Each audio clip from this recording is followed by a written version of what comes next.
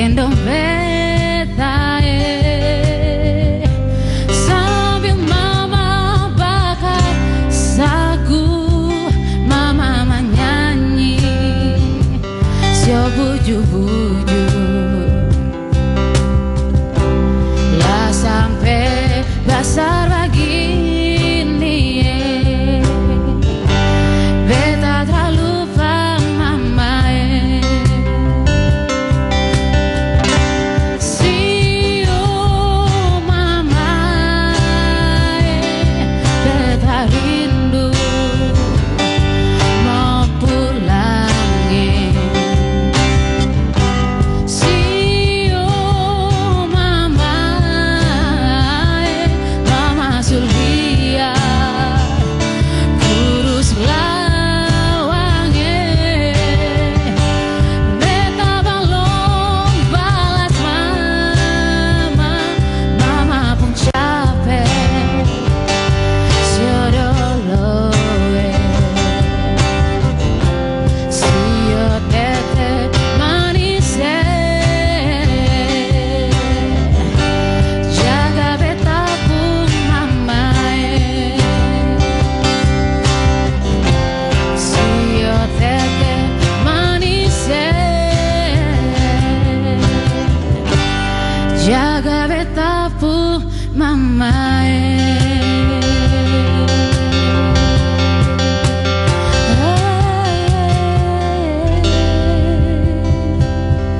Sio Mama. Sio Mama, sebuah lagu dari Maluku. Dari Ambon. Sio Mama. Ute kalau tadi menyanyikan lagu Sio Mama sebenarnya boleh cerita sedikit nggak sih? Apa sih makna dari lagu Sio Mama tadi? Jadi intinya itu adalah tentang cinta kasih seorang ibu gitu. Jadi menceritakan tentang seorang anaknya yang sudah merantau dan rindu ibunya dan belum sempat membalas kebaikan ibunya gitu. Jadi rindu pengen pulang. Rindu kampung halaman itu Betul ya. sekali. Betul, setiap anak yang mendengar lagu ini dan mengetahui artinya pasti langsung kangen ibunya. Karena kita tahu bahwa kasih ibu memang sepanjang jalan. Iya, betul. Kasih Baik. ibu sepanjang Jalan. Oh jalan ya, Nah. lagunya gitu ya. Oke, makasih teman-teman ya sekali lagi pagi hari ini. Terima kasih teman-teman semua. Kita langsung sapa pemirsa pagi hari ini, senang sekali rasanya kami berdua, saya Theo Daniel. Dan saya Leni Hadiawati dapat kembali menjumpai Anda dalam Semangat Pagi Indonesia. Dan selama 60 menit ke depan kami akan menghadirkan sejumlah informasi yang bisa menjadi inspirasi bagi Anda dan juga sebagai informasi bagi Anda juga ya. Ya.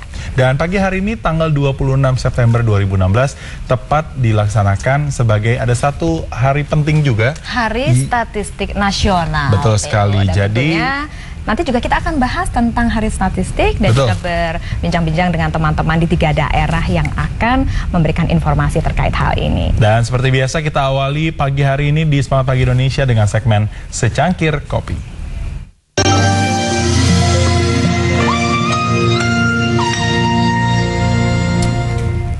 Ya, usai mendengarkan lagu Sio Mamae tadi dalam secangkir kopi, kita akan langsung berkunjung ke Maluku. Betul sekali. Pagi hari ini secangkir kopi dari Provinsi Maluku akan menyampaikan informasi ini terkait dengan yang namanya berkendara. Pasti harus diperhatikan sarana dan prasarananya. Ya, dan informasi dari Maluku kali ini akan disampaikan oleh Christine yang akan membahas tentang traffic light tidak berfungsi yang menjadikan lalu lintas semraut. Christine, selamat pagi.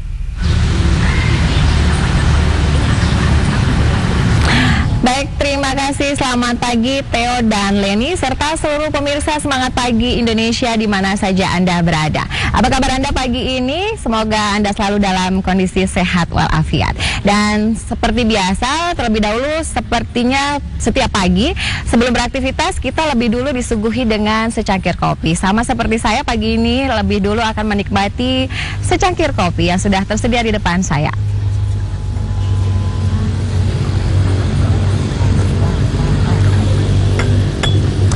Nah, Theo, Leni dan juga seluruh pemirsa Semangat Pagi Indonesia, dalam segmen Secangkir Kopi, kami dari Ambon, Maluku mengulas tentang traffic light atau lampu lalu lintas yang tidak berfungsi di hampir setiap perempatan jalan di kota Ambon. Nah, hal itu tentunya mengakibatkan arus lalu lintas yang berjalan semrawut.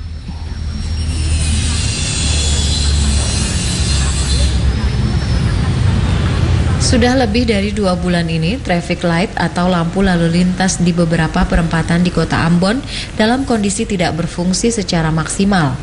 Di perempatan Masjid Al-Fatah Ambon misalnya, warna merah menyala namun warna kuning dan hijau tidak berfungsi. Kondisi yang sama juga terjadi pada jalur yang berbeda di perempatan tersebut.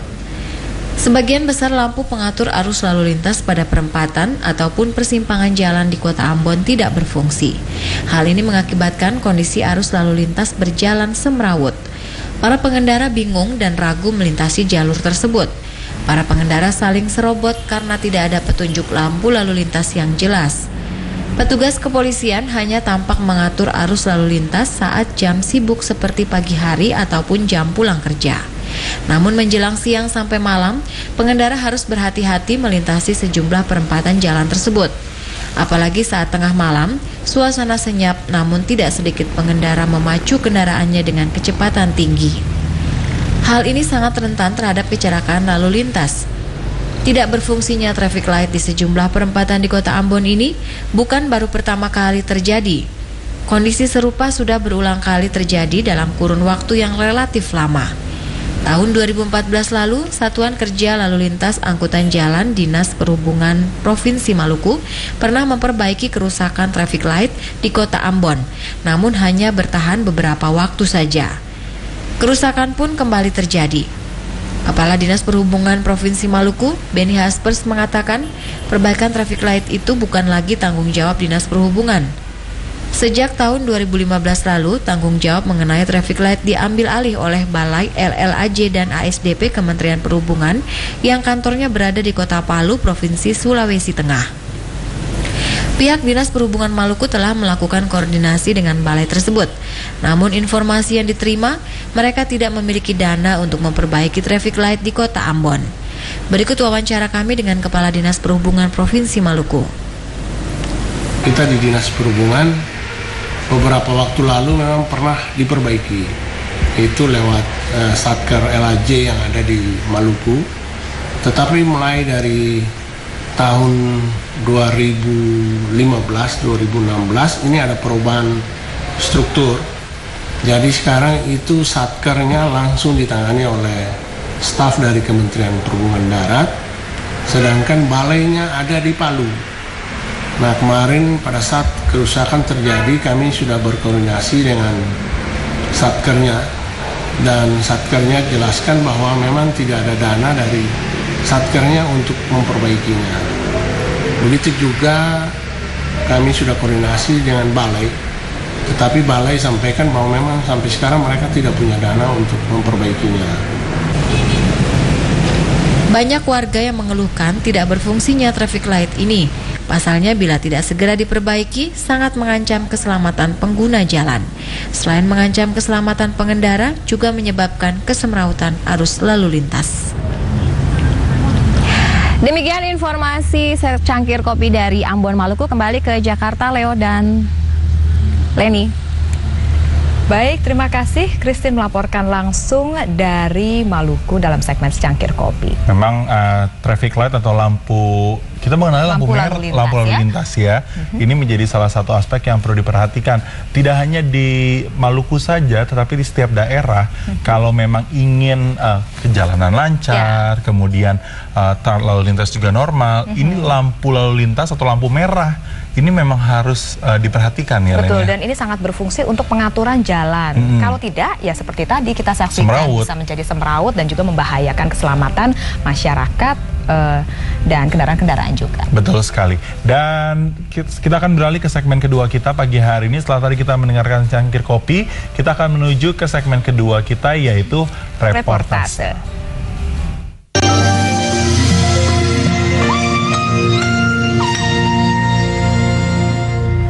Ya, dalam segmen reportase tentunya kita akan berkunjung ke 3 daerah yang akan memberikan informasi terkait tema kita dalam Semangat Pagi Indonesia hari ini, yakni Hari Statistik. Kamu tahu nggak sih kenapa ada Hari Statistik?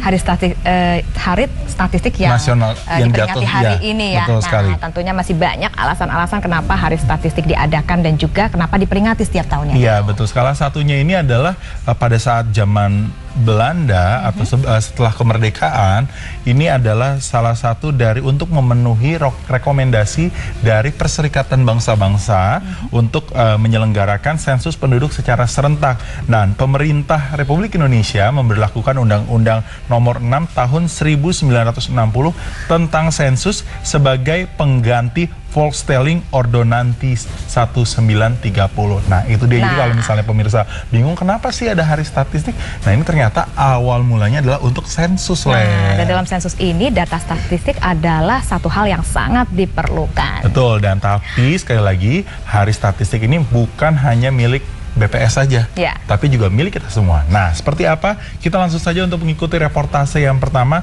Kita akan berkunjung ke Bengkulu ya. Bengkulu, di sana sudah ada Juni Effendi yang akan menyampaikan informasi terkait peningkatan kualitas pendataan masyarakat. Juni, selamat pagi. Ya, selamat pagi Theo dan Leni. Ya, ada informasi apa pagi hari ini dari Bengkulu? Ya, baik, terima kasih Theo dan Leni, dan selamat pagi saudara. Di Hari Statistik Nasional tahun 2016 ini, Badan Pusat Statistik Provinsi Bengkulu bertekad meningkatkan kualitas pendataan di masyarakat.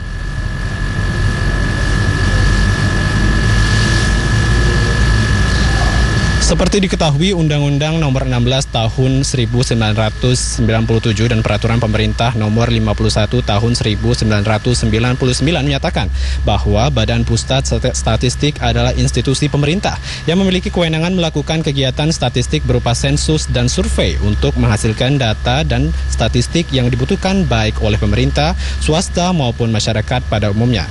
Sementara itu juga saudara, untuk menyongsong pembangunan nasional jangka menengah periode ketiga tahun 2015 hingga 2019, BPS Provinsi Bengkulu menyusun rencana strategis teknokratik yang mencerminkan upaya peningkatan dan kemampuannya dalam menyediakan data statistik yang berkualitas. Selain itu juga saudara, BPS Provinsi Bengkulu juga menjalankan perannya sebagai pembina dan koordinator kegiatan statistik dalam rangka pembangunan sistem statistik nasional secara lebih efektif. Di satu sisi, untuk mewujudkan visi BPS sebagai pelopor data statistik terpercaya untuk semua, BPS Provinsi Bengkulu telah merumuskan 3 pernyataan misi, yakni pertama, menyediakan data statistik berkualitas melalui kegiatan statistik yang terintegritas, berstandar nasional dan internasional. Kedua, memperkuat sistem statistik nasional yang berkesinambungan melalui pembinaan dan koordinasi di bidang statistik. Dan ketiga, membangun instansi statistik yang profesional, berintegritas, dan amanah untuk kemajuan perstatistikan.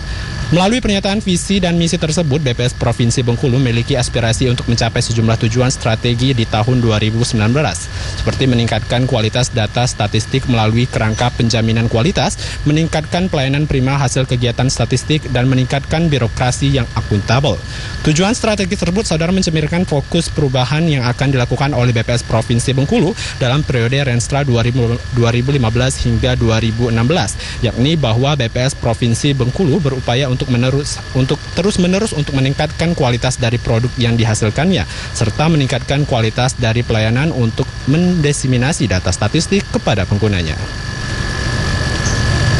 Kita berharap bukan saja institusi kita, Badan Pusat Statistik, kita berharap kepada masyarakat luas, terutama di BPS di Provinsi Bengkulu ini, dapat membantu pemerintah dalam hal pemberian data yang sebenarnya, data yang up to date, sehingga kita BPS bisa menyajikan dan menggambarkan data seperti yang aslinya. Untuk tujuan ini seperti apa, Pak? Alhamdulillah, partisipasi masyarakat Bengkulu sangat care, sangat peduli terhadap data, sehingga kami dari Badan Pusat Statistik terbantu. Pada kesempatan ini juga kami Badan Pusat Statistik Provinsi Bengkulu mengucapkan terima kasih banyak kepada seluruh lapisan masyarakat di Provinsi Bengkulu yang telah membantu petugas kami, baik itu organik maupun anorganik.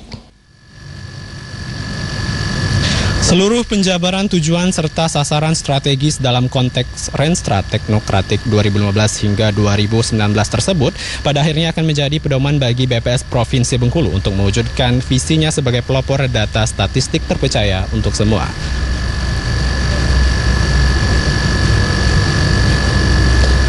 Dan informasi tambahan bagi Anda saudara, bila Anda menginginkan data mengenai statistik, kini BPS telah memiliki aplikasi beda yang dapat Anda nikmati melalui Android smartphone Anda. Demikian informasi dari Bengkulu. Kini kita kembali ke Jakarta bersama Leni dan Theo. Silahkan. Baik, terima kasih Juni Effendi melaporkan langsung dari Bengkulu. Sebagai salah satu menyongsong pembangunan nasional jangka menengah di periode ketiga di tahun 2015 sampai dengan 2019. Dan ini terus ditingkatkan upayanya untuk rekan-rekan BPS di Bengkulu ya Len ya. Baik, dan dari Bengkulu kita akan langsung menuju ke Sulawesi Tengah untuk menyimak informasi terkait perkembangan statistik di Sulawesi Tengah. Arya Tanju sudah di siap? Palu ya, sudah ada Arya Tanju pagi hari ini yang akan berbagi informasi kepada kita. Arya, selamat pagi. Ya baik, selamat pagi Theo dan juga Leni. Ya Arya, pagi hari ini ada informasi apa dari Palu untuk pemirsa Semangat Pagi Indonesia? Baik, terima kasih Theo dan selamat pagi Indonesia. Saudara, perkembangan statistika di Provinsi Sulawesi Tengah boleh dikata mengikuti perkembangan di Indonesia. Sebab Presiden Republik Indonesia Joko Widodo menginginkan data statistik tidak boleh ada perbedaan. Namun di sisi lain, pemerintah Provinsi Sulawesi Tengah membutuhkan data statistik untuk menentukan arah pembangunan. Perkembangan statistika diawali sebagai ilmu yang membahas cara-cara pengumpulan angka sebagai hasil pengamatan. Statistika berasal dari kata status yang berarti negara, sehingga pada awalnya statistika berkaitan dengan ilmu untuk angka-angka atau keterangan atas pemerintah atau perintah pemimpin suatu negara yang ingin mengetahui kekayaan negaranya, jumlah penduduk, hewan peliharaan, hasil pertanian, dan modal. Dari keperluan semacam itulah teknik-teknik pencatatan angka pengamatan dalam bentuk daftar dan grafik. Bagian statistik yang membicarakan cara pengumpulan dan penyederhanaan angka-angka, maka dikenal jenis pengamatan statistika deskriptif, seperti yang sering dipakai saat ini. Pemerintah daerah Sulawesi Tengah sendiri sangat memerlukan data-data akurat dari Badan Pusat Statistik, BPS Sulawesi Tengah. Hal ini guna melihat potensi-potensi sektor apa saja yang dapat ditingkatkan sehingga dapat menambah pendapatan bagi daerah. Hingga saat ini berbagai potensi daerah dapat diketahui jumlah peningkatannya seperti potensi pertanian, perikanan, perkebunan, perekonomian, jumlah penduduk, bahkan jumlah tenaga kerja di Sulawesi Tengah.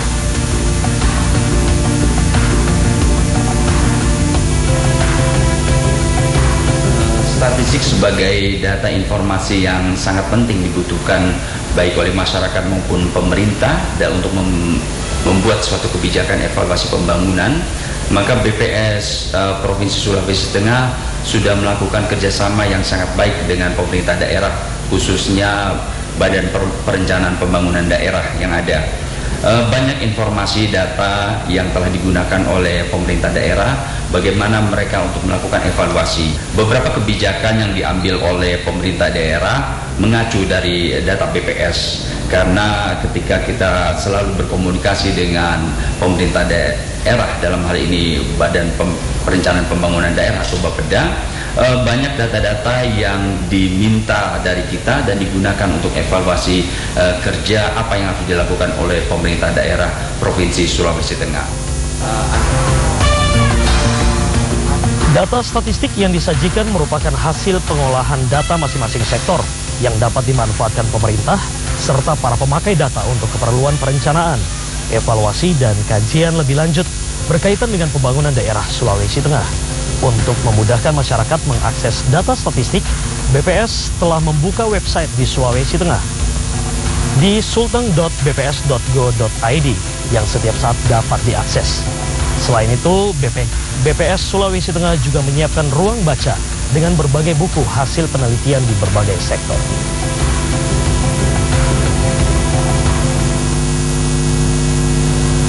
Baik, ini demikianlah informasi dari TVRI Stasiun Sulawesi Tengah. Kita kembali ke Theo Leni di Jakarta. Ya, Arya Tanju melaporkan langsung dari Sulawesi Tengah terkait perkembangan statistik di daerah Sulawesi Tengah. Betul sekali. Dan dari Palu, Sulawesi Tengah, kita akan kembali bergabung dengan Maluku pagi hari ini. Masih bersama dengan Christine Sipahilut, pagi hari ini akan menyampaikan informasi juga terkait dengan tema kita pagi hari ini di Hari Statistik Nasional. Selamat pagi, silakan Christine. Ya, baik. Terima kasih Theo dan juga Leni. Berkaitan dengan Hari Statistik Nasional hari ini, Badan Pusat Statistik Maluku terus melakukan upaya peningkatan kualitas data sehingga dapat digunakan oleh masyarakat maupun pemerintah dalam meningkatkan pembangunan di semua sektor.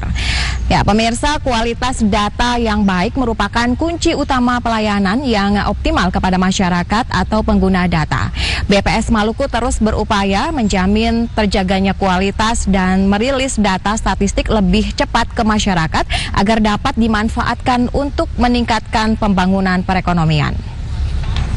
Oleh karenanya, sebagai institusi pemerintah yang melayani masyarakat di bidang data, BPS Maluku selalu berupaya meningkatkan kualitas, baik dari segi keakuratan maupun optimalisasi pelayanan data. Sebagai wujud upaya peningkatan kualitas data dan pelayanan, BPS Maluku menyediakan layanan website yang dapat diakses oleh seluruh masyarakat melalui situs maluku.bps.go.id. Website tersebut menyajikan kelengkapan data dan informasi serta kemudahan dan kecepatan mengakses oleh para penggunanya. Kepala Bagian Tata Usaha BPS Maluku, Charles Gigir Hanitlah menjelaskan, BPS Maluku memiliki beberapa kendala, diantaranya pendataan di wilayah kecamatan yang tidak memiliki akses internet. Nah, minimnya sumber daya manusia di BPS Maluku turut menghambat proses penyajian data kepada masyarakat. Berikut wawancara kami dengan Ketua Tata Usaha BPS Maluku. Cuma karena kita ini kan pulau-pulau, jadi kadang-kadang pada satu wilayah tertentu itu ada survei. Suka tidak suka kita memang harus mengambil data di situ. Padahal dari sisi pembiayaan itu dia ada di pulau yang jauh di sana. Katakanlah di Serat bagian timur, bisa jadi kita kesannya ini di pulau ini. Padahal bukan. Dia ada di Gorong mungkin. Kalau Gorong itu kan sampai ke sana kita balik susah sekali. Lalu akses telepon itu memang ada sih. Sehingga kita tidak tahu kondisi teman kita sebetulnya di sana itu seperti apa. Padahal ya kita tantangan BPS ke depan ini semua informasi harus bisa cepat. Makanya kita memanfaatkan IT. Ya, pemirsa, kendati memiliki kendala dalam proses pendataan, namun tingkat kepuasan pengguna data terhadap BPS Maluku cukup tinggi, yakni mencapai 81,98%. Sementara itu, dalam memperingati Hari Statistik Nasional yang jatuh pada hari ini 26 September, BPS Maluku telah menggelar beberapa kegiatan lomba yang diikuti antar pegawai. Sesuai tema Hari Statistik Nasional tahun ini, yaitu kerja nyata dengan data BPS, Maluku berkomitmen memberikan pelayanan yang terbaik untuk seluruh masyarakat. Demikian informasi dari kami. Kembali ke Jakarta bersama Theo dan Lady. Baik, terima kasih Christine melaporkan langsung dari Maluku terkait upaya peningkatan kualitas data statistik. Kalau bicara tentang data atau kalau bicara tentang statistik, setiap daerah tadi kita lihat masing-masing dari bidang BPS-nya atau bagian BPS ini terus melakukan peningkatan atau update angka ya, Len. Walaupun terjadi beberapa kendala di setiap daerah, seperti tadi di Maluku, kendati memiliki kendala dalam proses pendataan, namun tingkat kepuasan pengguna data terhadap BPS Maluku ini cukup tinggi, Theo, yakni mencapai 81,98%. Dan juga sosialisasi juga terus dilakukan, seperti juga mengadakan lomba-lomba terkait dengan Hari Statistik Nasional hari ini. Supaya nantinya masyarakat bisa lebih akrab lagi dan juga lebih tahu lebih banyak lagi. Dan ini sedikit saya ada informasi nih, Len, untuk pemirsa Semangat Pagi Indonesia, bahwa yang namanya Hari Statistik Hari Statistik Nasional atau HSN ini ternyata tujuannya sekali lagi bukan hanya dalam rangka hanya semata-mata merayakan dari HSN ini sendiri, tapi juga meningkatkan peran serta masyarakat dalam membangun statistik. Jadi statistik ini bukan hanya milik BPS saja. Dan yang kedua, mendorong para pelaku statistik nantinya untuk melakukan kegiatan statistik sesuai dengan kaidahnya, dengan meningkatkan kualitas produk statistik. Dan yang terakhir, peringatan HSN ini juga biasanya dimaknai untuk menggunakan data statistik yang dihasilkan oleh BPS selain yang dirilis setiap tanggal 1 setiap bulannya. Ya, dan tema Hari Statistik Nasional tahun ini adalah kerja nyata dengan data. Dan tentunya kita akan berbincang-bincang lebih lanjut tentang Hari Statistik Nasional nantinya dengan satu orang narasumber yang akan hadir di Studio 6 TVRI. Baik, jangan kemana-mana, tetap terus bersama kami dalam Semangat Pagi Indonesia.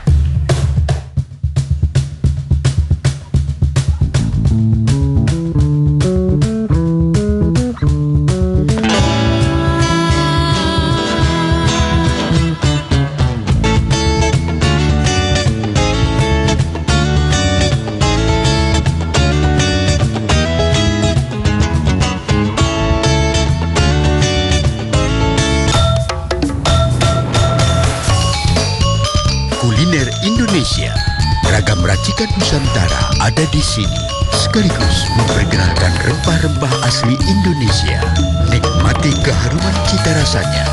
Kuliner Indonesia, setiap hari pukul 11.30 di TVRI, saluran pemersatu bangsa.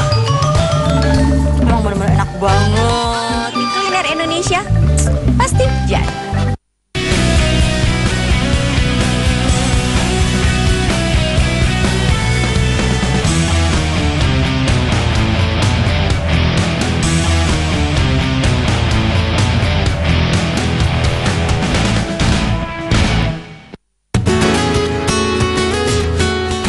Tadi bahwa kita akan membahas tema sehat itu asik.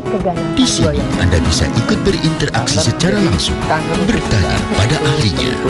Kolon atau usus yang bagian atas dan rektum bagian bawah. Senin hingga Kamis pukul 9 waktu Indonesia Barat di saluran Pemersatu Bangsa TVRI. Betul sekali. Tapi halo dokter, karena sehat itu asik.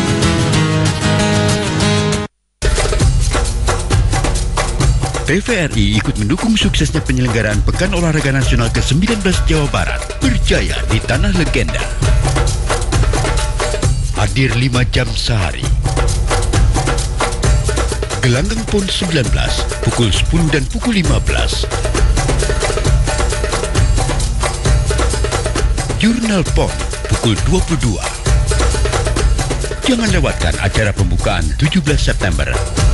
Dan acara penutupan 29 September. Pekan Olahraga Nasional ke-19 Jawa Barat berjaya di Tanah Legenda. Saksikan bersama TVRI, saluran pemersatu bangsa.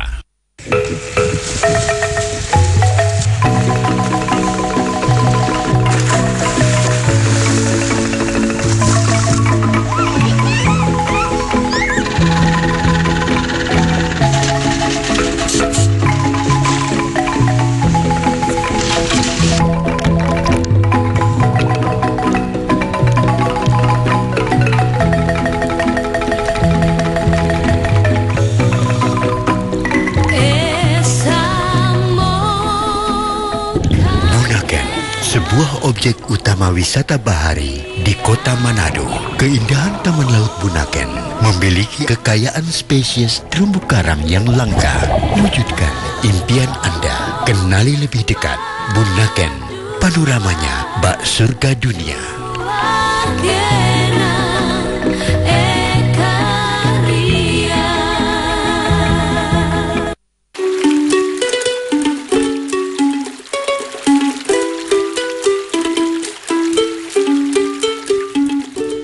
Ada 1000 alasan untuk melihat perbedaan.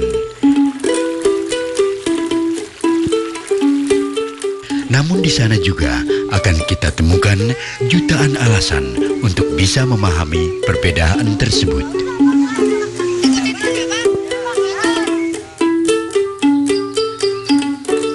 Toleransi dan saling pengertian adalah nilai luhur yang telah dimiliki oleh bangsa kita sejak dahulu kala.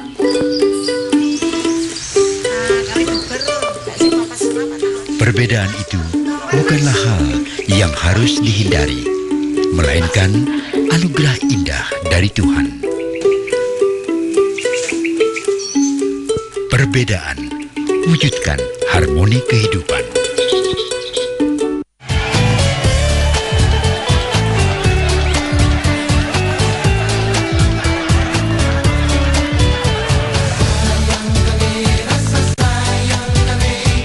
We are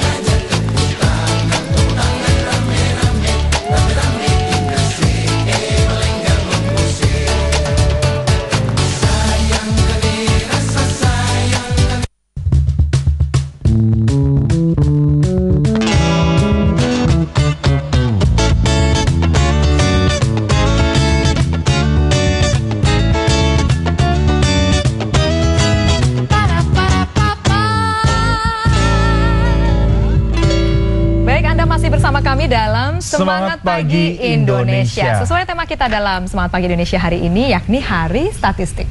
Betul sekali. Tadi kalau kita sudah sempat membahas ya bahwa Hari Statistik ini sekali lagi penting bukan hanya untuk pemerintah saja, tetapi juga buat orang-orang di sekitar Anda dan termasuk diri kita sendiri. Untuk kita semua. Betul sekali. Ya. Dan untuk membahas tema kita pagi hari ini, berikut kita akan saksikan dulu pengantar untuk segmen kita berikutnya, yaitu segmen Dialog.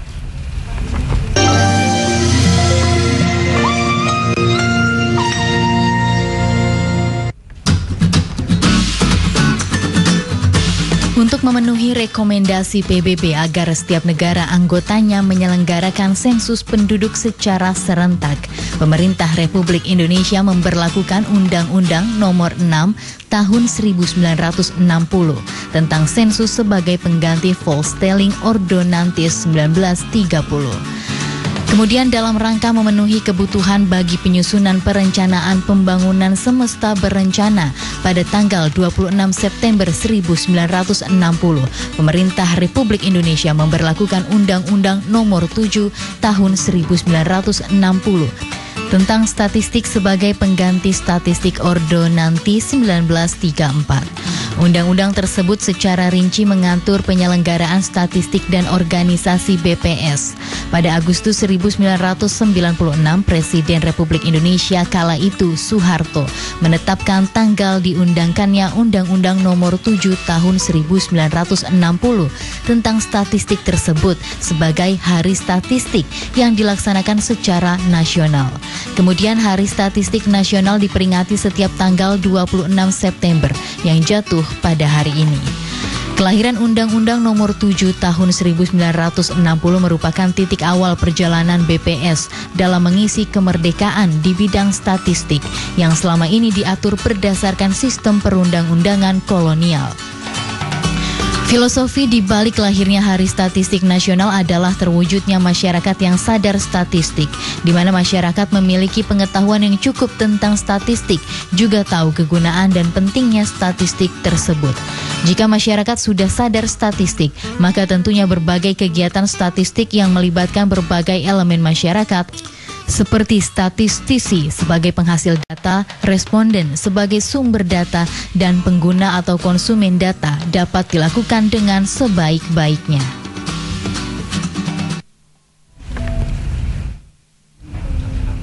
Ya, tadi saja baru kita lihat pengantar terkait dengan dialog kita pagi hari ini dengan tema dialog kita pagi ini mengenai Hari Statistik Nasional. Dan pagi hari ini sudah ada narasumber yang akan berbincang dengan kita di Hari Statistik Nasional. Sudah ada Pak Dedi Waluyadi, Sekretaris Utama Badan Pusat Statistik. Pak Dedi, selamat pagi. Selamat pagi. Selamat pagi, Pak Dedi. Bu Pak Theo. Terima kasih sudah bergabung pagi hari ini. Ya, Pak Dedi, kalau kita melihat tentang BPS, Badan Pusat Statistik, secara singkat Pak, apa saja sih peran dari BPS ini sendiri? Ya, jadi kalau kita bicara peran ya, sesuai yang ada di undang-undang, itu kita bertugas melakukan penyelenggaraan statistik pemerintahan. Kemudian ketika kita berbicara fungsi, ada 5 fungsi yang harus dilakukan oleh BPS. Yang pertama itu berkaitan dengan membuat semacam kebijakan. Kemudian sebelum melakukan kebijakan itu ada merumuskan kebijakan tersebut yang berlaku untuk nasional ya. Kemudian yang kedua itu kita berfungsi sebagai koordinator dalam bidang statistik. Ya. Yang ketiga itu sesuai dengan undang-undang juga kita menyelenggarakan statistik dasar. Yang keempat, ya kita melakukan koordinasi baik di pusat maupun di daerah nasional. Dan yang kelima itu melakukan pembinaan dan juga fasilitasi untuk kegiatan statistik di institusi pemerintah. Kalau tadi lihat dari fungsinya sendiri kan ada 5 ya Pak. Kalau merumuskan jelas itu pasti menjadi salah satu tugas ya Pak.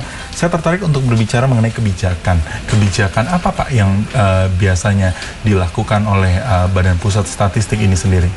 Ya, jadi katakanlah misalnya ketika kita melaksanakan bahwa kegiatan-kegiatan statistik saat ini ya, itu kan harus mencerminkan kondisi real di masyarakat. dan kita mengenali ya bahwa perubahan itu ya, there are dynamic changes of economic and social ya across countries. Nah, jadi ketika kita berbicara bahwa kita tidak mungkin lagi hanya relies on census and survey misalnya, dan kemudian kita memfokuskan kepada kedepannya administratif data dan menangkap peluang big data, ini kita harus memiliki satu kebijakan yang kuat ya untuk mengajak kementerian-kementerian terkait ya dalam mensikapi dan bagaimana mengadaptasi terhadap perubahan-perubahan tersebut. Ya, Pak, saya pernah mendengar istilah tentang One Data dan ternyata ini adalah satu agenda prioritas dari Badan Pusat Statistik sendiri. Bisa dijelaskan mengenai One Data tadi? Ya, terima kasih ya. Jadi ini One Data sebetulnya juga sesuatu yang menarik ya. Sebetulnya pengertian One Data ini kan satu data yang bisa kita gunakan sebagai acuan.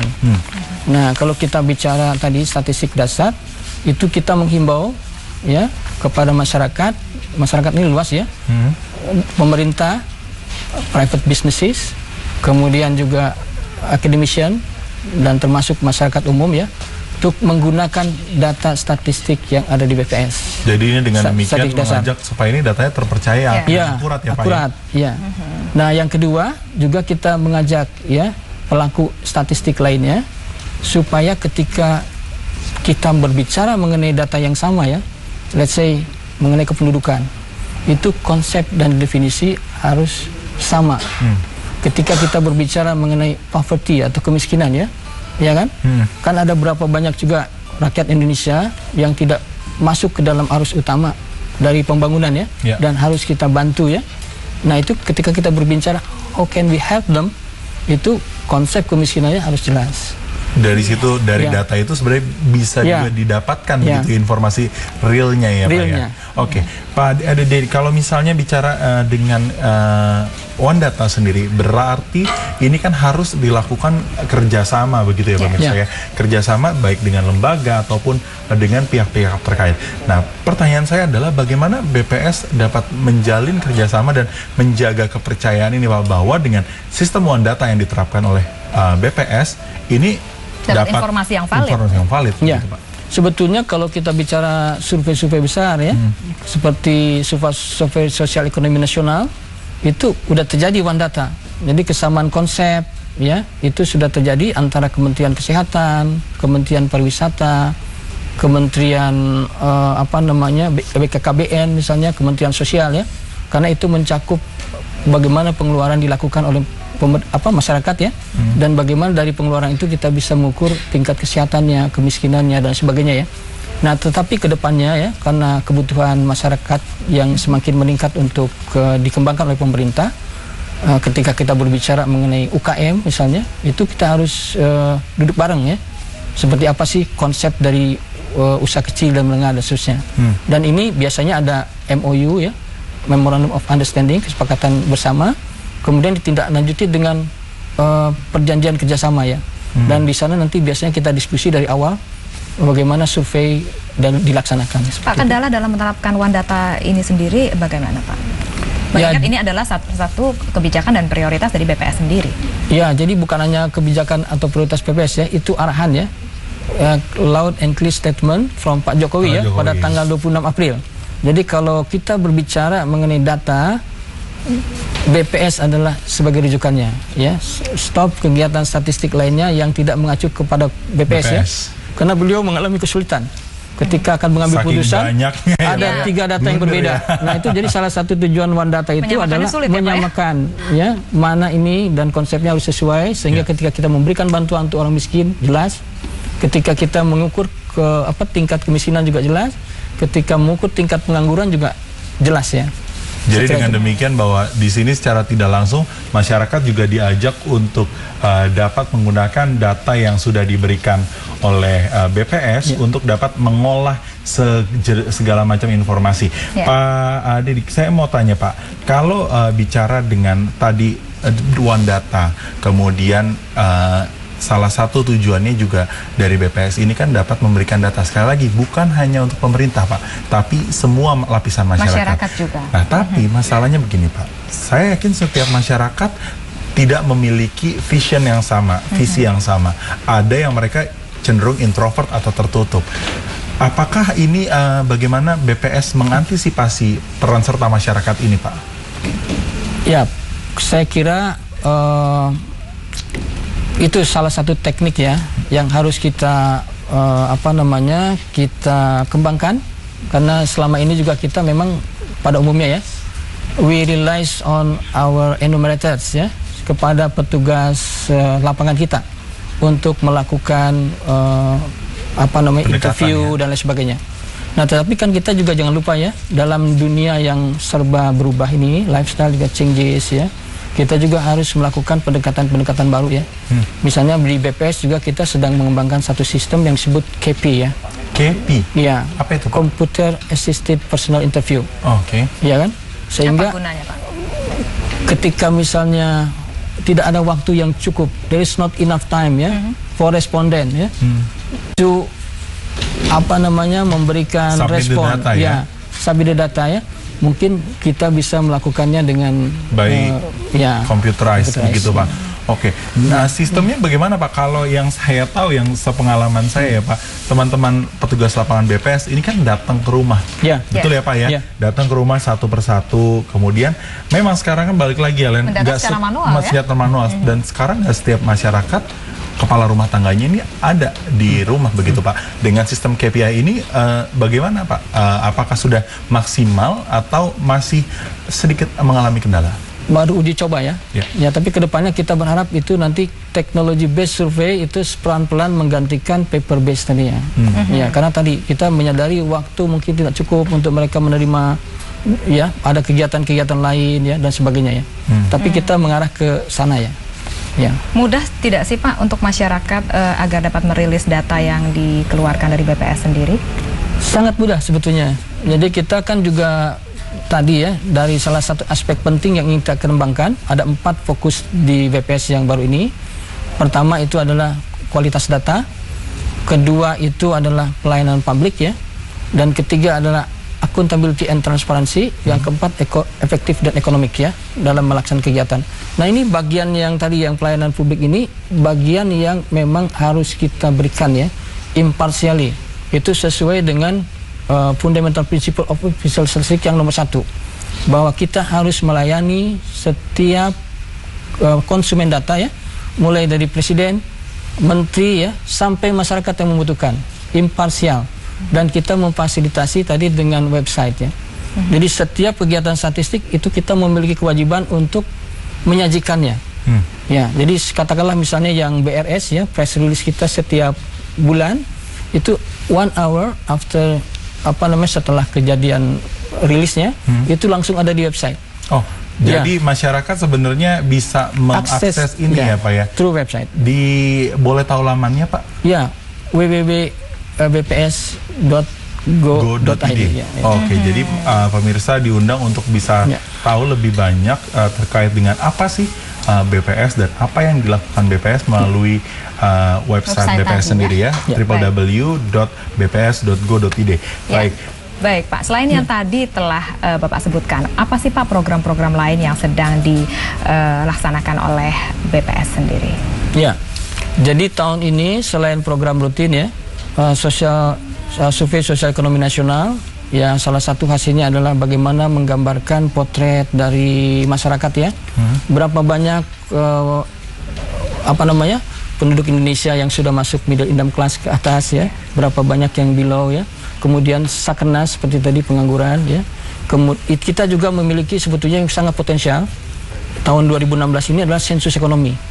Jadi sensus ekonomi ini memotret di pintu-pintu ya. Betul, itu saya.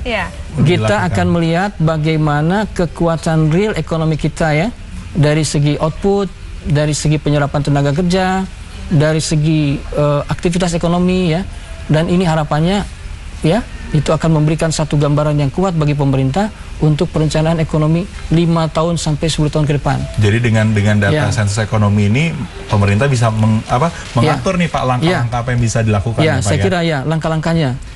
Kalau misalnya tadi saya dari data yang saya dapatkan juga, Pak, bahwa BPS ini merilis data setiap tanggal 1 setiap bulannya. Boleh tahu, Pak, ini datanya berupa apa saja dan Betul ya, setiap tanggal 1 setiap bulannya ya Pak ya? Ya. Itu apa saja Pak biasanya data yang bisa masyarakat akses? Ya, jadi kan BPS itu memiliki 4 paling tidak ya indikator yang diacu oleh pemerintah ya. Yang pertama itu adalah tadi inflasi ya. Terus ada pertumbuhan ekonomi, ada tingkat pengangguran, dan ada kemiskinan dan Gini rasio ya. Nah, yang dirilis setiap bulan itu adalah data mengenai inflasi ya. Data mengenai inflasi. Setiap tanggal 1 inflasi. Setiap minggu pertama awal bulan ya. Kalau tanggal 1-nya hari Minggu kan nggak bisa ya, atau tanggal 1-nya hari Sabtu ya. Ya, jadi di sana akan dirilis sejauh mana itu terjadi pergerakan harga yang automatically akan mereduksi sebetulnya purchasing power daripada masyarakat ya. Itu dilaksanakan minggu pertama. Minggu pertama dari setiap bulan. Dan di sana juga kita bisa melihat bagaimana performance daripada foreign trade kita. Ya, jadi kan ada ekspor, import, karena ini salah satu yang mencerminkan kemampuan ekonomi kita ya, selain daripada produk tadi ya. Ya, saya kira itu salah satu. Baik Pak, terkait dengan hari statistik yang diperingati hari ini, Hari Statistik Nasional, apa-apa saja Pak yang akan dan ingin dicapai pada tahun ini? Jadi tadi ya mungkin sudah disampaikan juga berulang-ulang ya. Jadi keinginan kita sebetulnya di Hari Statistik ini, pertama tadi mari kita menggunakan data BPS ya sebagai dasar untuk perencanaan, kemudian monitoring ya, pelaksanaan dan evaluasi dari setiap kegiatan.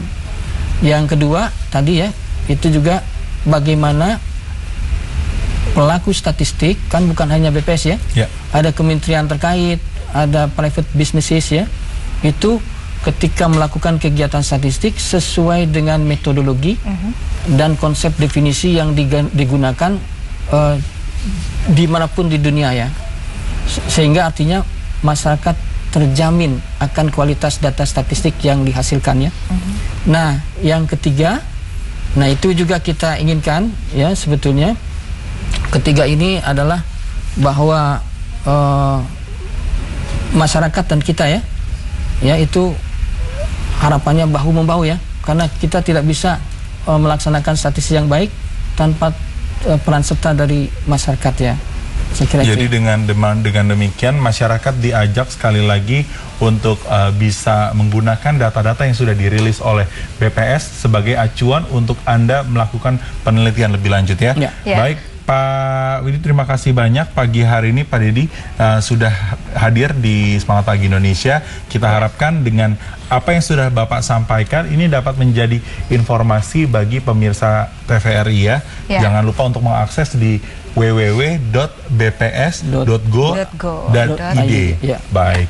Oke, terima kasih Pak Dedi, sukses selalu dan selamat pagi. Selamat pagi. Ya, pemirsa, berikut kini kita akan sampaikan kepada Anda tips di Semangat Pagi Indonesia. Ya, tips ini mengenai untuk apa sensus ekonomi dilakukan.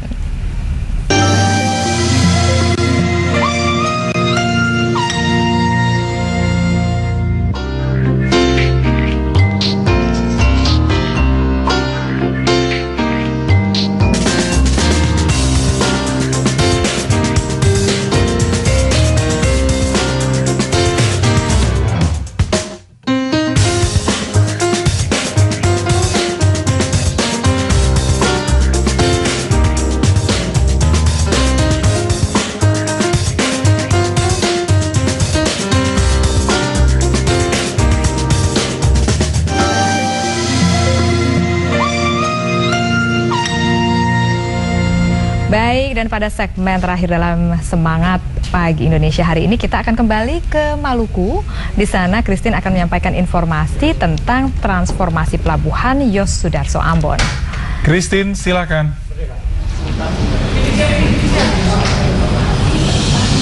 Baik, terima kasih Theo dan juga Leni serta pemirsa. Pelabuhan Yos Sudarso Ambon akan ditata kembali agar tidak terlihat semrawut.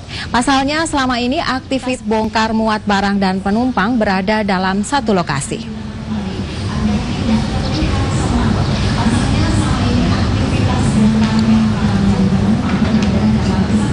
Cukup padat. Ketiga pelabuhan itu masing-masing Pelabuhan Yos Sudarso Ambon, Pelabuhan Slamet Riyadi, dan Pelabuhan Siwa Besi. Pelabuhan Yosudarso merupakan pelabuhan besar di kota Ambon. Selama ini pelabuhan tersebut menjadi pelabuhan utama bongkar muat barang serta embarkasi dan debarkasi penumpang. Aktivitas saat kapal bersandar di pelabuhan ini terlihat semrawut karena penumpang yang naik dan turun serta bongkar muat barang dilakukan dalam satu area. Atas persoalan inilah PT Pelindo 4 Cabang Ambon akan melakukan transformasi atau penataan pelabuhan sehingga berdampak pada meningkatnya pelayanan yang baik bagi masyarakat. Transformasi pelabuhan ini akan dilakukan dengan cara membongkar bangunan-bangunan yang tidak lagi berfungsi untuk penambahan lahan.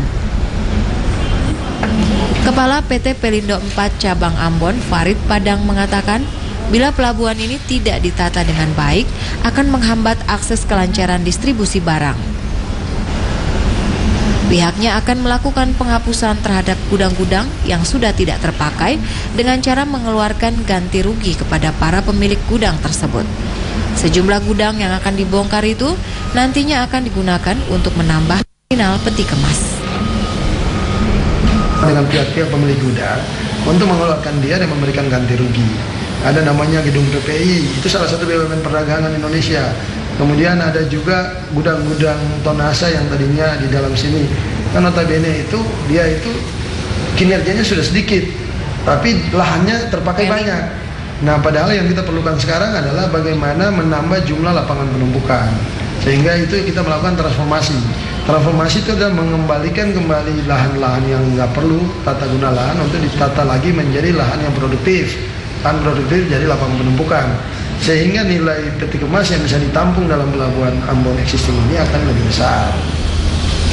Dampak daripada penataan pelabuhan Yosudarso Ambon ini adalah teraturnya zonasi-zonasi seperti antar jemput penumpang akan diatur pada lokasi tersendiri.